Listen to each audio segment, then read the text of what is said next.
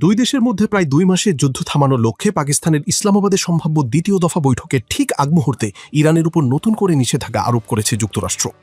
গতকাল মঙ্গলবার যুক্তরাষ্ট্রের অর্থ বিভাগ এ শাস্তিমূলক ব্যবস্থার ঘোষণা দেয়।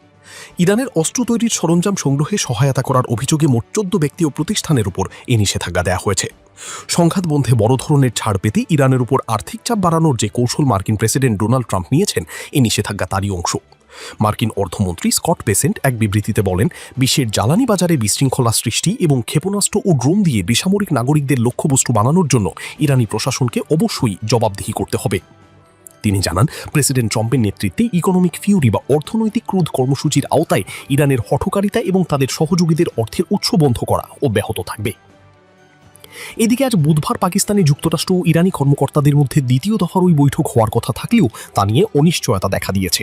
ইরানের বন্দরগুলোতে যুক্তরাষ্ট্রের চলমান অবরোধের কারণে তেহরান এ পর্যন্ত এই বৈঠকে যোগ দেওয়ার বিষয়ে নিশ্চিত কোনো প্রতিশ্রুতি দেয়নি।